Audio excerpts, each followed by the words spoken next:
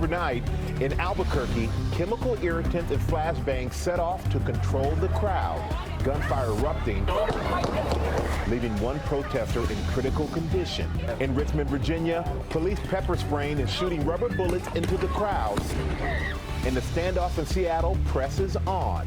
Demonstrators not backing down inside the Capitol Hill occupied protest zone. Also this morning, authorities releasing the 911 call that started it all. Does he appear to have any weapons from where you can see it? No, I think he's intoxicated. The final moments leading up to the deadly police shooting of Rayshard Brooks. His family now calling for the police officers to be arrested. The Atlanta mayor announcing new police reforms and protests raging in the city overnight. Under review. Justice! The FBI and the DOJ investigating the mysterious deaths by hanging. Two black men 50 miles apart, what their families are saying this morning. The coronavirus in America. Hospitalizations on the rise in at least 11 states. Texas at a record high. New reports of Houston Texans and Dallas Cowboys players testing positive, including star running back Ezekiel Elliott. Nashville and Miami hit the brakes on reopening. Wildfires burning in the West, evacuations ordered from California to Arizona. At least a dozen states under fire watches and warnings. Ginger tracking the latest this morning. Aggressive cyber-stalking campaign. The ex-eBay employees charged with terrorizing a couple over bad reviews. The latest on the bizarre investigation. Kaepernick comeback? Overnight, NFL Commissioner Roger Goodell weighing in on the quarterback returning and for the first time encouraging a team to sign him. And meet the distance assistant. Amazon rolling out brand new technology to help employees stay apart but work together. What it means for the future of the workplace for everyone. Live in Times Square, this is Good Morning America. Good morning, America. It's good to be with you on this busy Tuesday. It certainly is, and we have a lot of news to get to, including that landmark ruling from the Supreme Court. And you can see right there people celebrating across the country, considered a huge victory for LGBTQ rights at the workplace. Huge indeed, but we'll have more on that in a moment. But first, we want to get to the latest on those protests erupting overnight and a protester in New Mexico in critical condition after clashes with police. Kanan Whitworth has the latest. Violence erupting in two major cities overnight. In Albuquerque, New Mexico, one man in critical but stable condition this morning after gunfire erupted during a protest. It was centered around the removal of a controversial statue. Police fired chemical irritants and flashbangs to control the crowd, saying they believe vigilante groups may be responsible for the shooting. And in Richmond, Virginia, a third night of clashes between police and protesters over their demands to defund the police department. Police fired pepper spray and flashbangs to control the crowd. In Seattle, the standoff between demonstrators and the police inside the Capitol Hill occupied protest zone, or CHOP, continues. We have to thread the needle there. We have to make sure people are safe, but we don't want to have a confrontation that ends up with more people hurt. Residents in the area say they need protection, but fear escalation if the police presence is too much. I'm very disappointed in the city's leadership. I'm very disappointed in the lack of police protection. I realize the police don't want to set off another fight like they had. And overnight in St. Cloud, Minnesota, police using chemical irritants to disperse a crowd. Now, the FBI is assisting the Albuquerque Police Department in that investigation, and the mayor saying this morning the statue of the Spanish conquistador will be removed until they can determine the next steps. Amy. All right, Kanan Whitworth, thank you for that. Well, now to the very latest on the deadly shooting of Rayshard Brooks in Atlanta, shot in the back by police while running away from officers. The DA could decide whether to bring charges in the killing as early as tomorrow, and we are now hearing the 911 call that preceded that fatal encounter as his family speaks out. Steve Osinsami has the latest from Atlanta. Good morning, Steve. Good morning to you, Amy. The family of the young man who was killed here wants to see those two officers arrested. The taser that he is seen holding and pointing at police is going to figure heavily in the district attorney's decision on charges. Authorities in Atlanta this morning are releasing the 911 calls that started the chain of events at this Wendy's parking lot where Rayshard Brooks was killed by police. I have a car. I think he's intoxicated. He's in the middle of my drive-thru. The entire incident was caught on camera. Just after 10:30 p.m., Officer Devin Brosnan is seen responding to a call of a man allegedly asleep at the wheel in the drive-thru. Hey. Sir. 25 westbound at Johnson. What's up, man? 25 westbound. Hey, you're parked in the drive-thru right now. Officer Garrett Rolfe arrives and puts Brooks through a field sobriety test. Everyone is still calm. But when the officer tries to put him in handcuffs, Brooks refuses. Stop fighting! Stop fighting! You're gonna get tased! You're gonna get tased! Brooks grabs the stun gun of one of the officers. And here is the moment that is going to be the subject of a lot of debate. As Brooks is running away, you see him reach back and point the stun gun at Officer Rolfe. That's when investigators say Rolfe fires 3 shots. Brooks later died at the hospital. Overnight, the protests in Atlanta, Georgia raged on.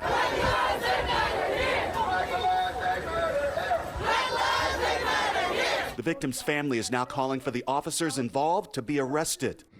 The trust that we have with the police force is broken. And the only way to heal some of these wounds is through a conviction and a drastic change with the police department. The city fired Officer Rolfe on Saturday. Atlanta Mayor Keisha Lance Bottoms is now announcing a new list of police reforms. She's requiring officers to use de-escalation methods before turning to deadly force. We saw the worst happen on Friday night. It's very clear that our police officers are to be guardians and not warriors within our communities. This has been tough on the victim's family, this community, and local police who tell us that 8 officers have quit the force since June 1st. That city in a lot of pain right now. Steve Forrest, thank you. We do move now to the investigation into the death of a black man in California found hanging from a tree. Initially ruled a suicide, but now investigators are taking a closer look at the case, including whether a similar death less than 2 weeks earlier could be connected. Matt Gutman joins us now from Palmdale, California with the very latest. Matt, good morning. Hey, good morning, Whit. The body of Robert Fuller was found hanging by a rope from a tree in the town square of Palmdale in near full view of the fire department and right there in the city square. His family and thousands of protesters have insisted this is not suicide. It's one reason that the sheriff's department is taking a second look and the FBI is now involved.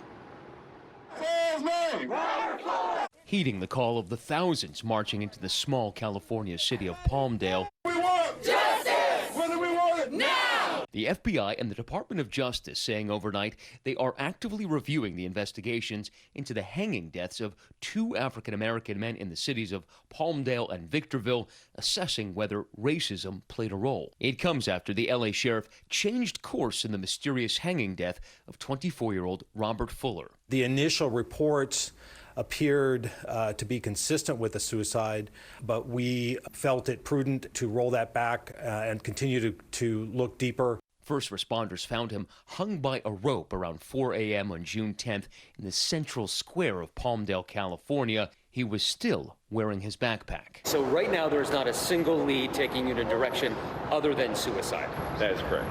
But LA Sheriff telling us his homicide unit has not ruled out foul play. They're going to do serology testing, DNA, everything on the rope. My brother was not suicidal. 11 days earlier, Malcolm Harsh was also found hanging from a tree in the next big town over, Victorville, California. That death also initially ruled a homicide and is now being investigated. His family telling us in a statement, Malcolm Harsh was 6'3" tall and was found with blood on his shirt hung by a USB cord just 4 hours after he was reportedly stopped by a Victorville police officer. This was not a suicide. It took 12 days to autopsy the body of Malcolm Harsh. Now, the sheriff said there is going to be an autopsy of Robert Fuller. His family is demanding an independent autopsy. In both cases, the family say they just want transparency. Guys. I'm sure they do. Thank you so much, Matt. Now to the latest on the coronavirus emergency. Overnight, worldwide cases surpassing 8 million. Infections on the rise in 21 states here, with 11 states seeing an increase in hospital admissions. Marcus Moore has the latest. This morning, cases of coronavirus in Texas rising. Just weeks after officials eased stay-at-home orders, doctors pleading with residents to continue social distancing. I understand that people are sick of being in the houses and that, it's tiring, but it is really important right now that we partake in the things we know that work. As the case numbers grow in Texas, reports that several players on the Houston Texans and the Dallas Cowboys have tested positive, including star Cowboys running back Ezekiel Elliott. Zeke, touchdown.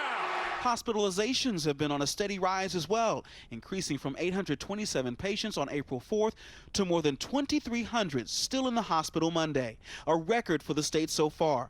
Health experts worry that gatherings and a return to business as usual could lead to even more cases. We are still in the midst of this pandemic, and this virus still is deadly. This as Missouri is reporting that 5 more people have tested positive for COVID-19 after attending these massive pool parties at the Lake of the Ozarks on Memorial Day weekend. Those types of increases happening around the country, just as states ease stay-at-home restrictions. 18 states have reported increases in positive test results, and 11 states are seeing more people hospitalized. In places where reopening has begun, there is growing concern about protocols. In Los Angeles County this weekend, officials visiting 2,000 restaurants found that 50% were not complying with safety requirements.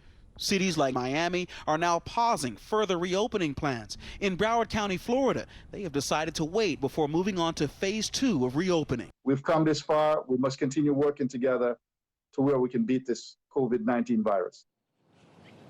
Here in Texas, there has been a sustained push to encourage people to keep social distancing and also to wear those masks.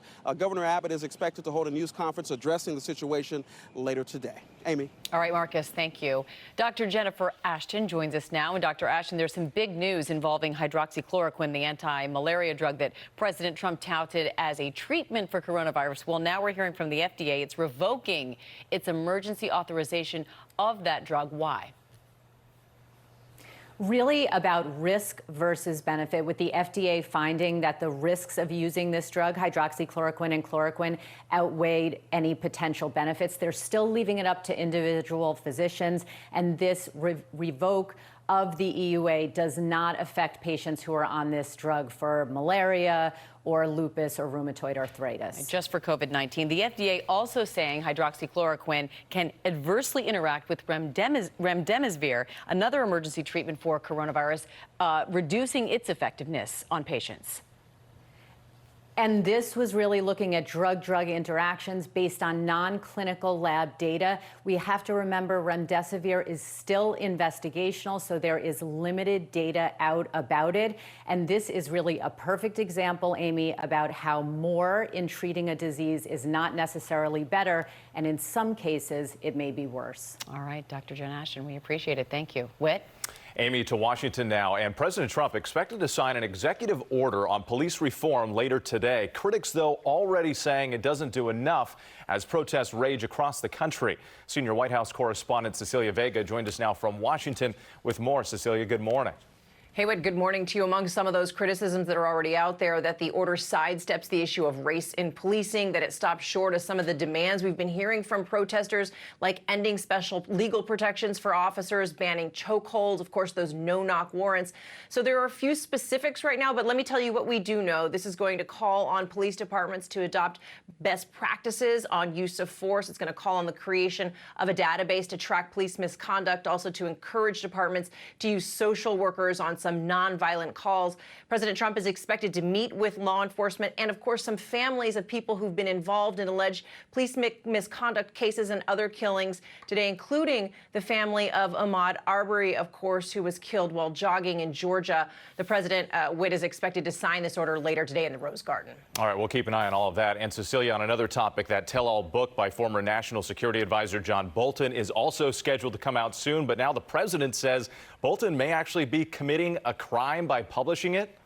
Yeah, and this one's complicated because there are some copies that are already out there, but sources are telling us the administration's going to try to seek an injunction in federal court to try to block the book.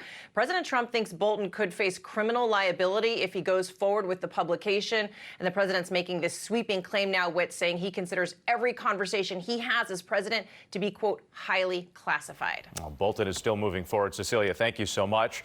We want to let our viewers know that our Martha Raddatz has the first interview with John Bolton on his memoir in a 1-hour special this Sunday night, 9 p.m. Eastern, right here on ABC. Michael? Now we'll be tuning in. Thank you, Whit. Now to that landmark 6-3 ruling by the Supreme Court, finding that the 1964 Civil Rights Act protects gay, lesbian, and transgender people from discrimination at the workplace. Terry Miranda is outside the Supreme Court, and this, Terry, is a huge victory for the LGBTQ rights, and it's coming from a largely conservative court.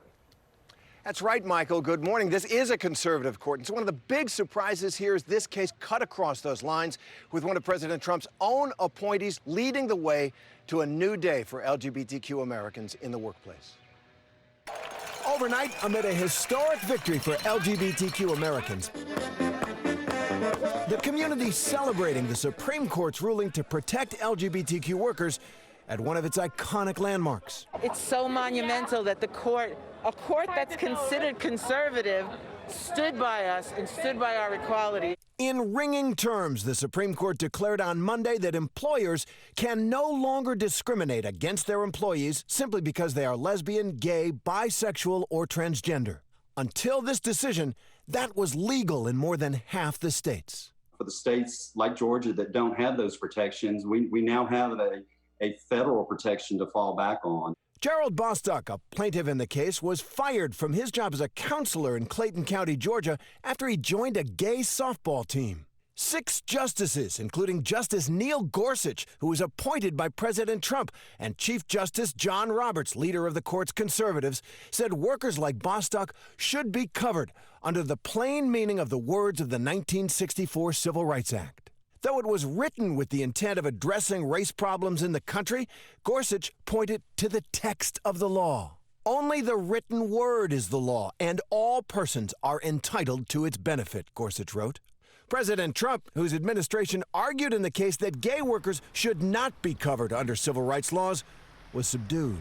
Some people were surprised, but they've ruled, and we live with their decision. In a 100-page dissent, Justice Samuel Alito warned of dire consequences from today's ruling, from bathrooms at workplaces to sports teams to pronouns. The position that the court now adopts will threaten freedom of religion, freedom of speech, and personal privacy and safety, he wrote.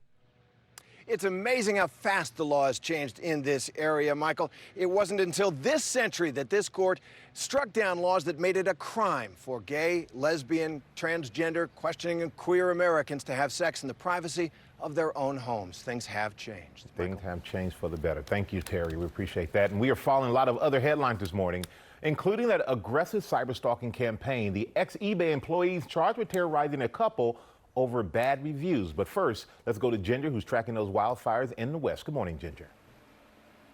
Good morning, Michael. High fire danger from Colorado back to California. The picture you're seeing there, that is called the Avila fire. At least 400 acres burning, 10% contained. The scenic 101 drive, that was shut down for a time. Evacuations have been lifted there for now, but boy, they're still up for parts of Arizona. Really dry air in place and extreme drought in parts too. Your local weather in 30 seconds. First, the Tuesday trivia, sponsored by Subaru.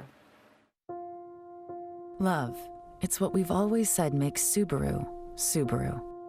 And right now, love is more important than ever. In response to COVID-19, Subaru and our retailers are donating 50 million meals to Feeding America to help feed those who now need our help. It's all part of our commitment to our communities through Subaru Loves to Help. Love. It's what makes Subaru, Subaru. Yesterday, a little bit of midday sunshine. I think we'll have more clouds today and a stronger breeze out of the northeast. So 78 degrees at 4 p.m., fairly overcast late in the day. Higher rain chances for Wednesday, especially Thursday and Friday. May even have some pockets of moderate rain with those thunderstorms. 82 on Friday. We're tracking some high heat and humidity for the upcoming weekend. But of course, it's the first day of summer. On Saturday, Father's Day, the high 90 degrees. We'll be right back. These are real people, not actors, who've got their eczema under control. With less eczema, you can show more skin. So roll up those sleeves and help heal your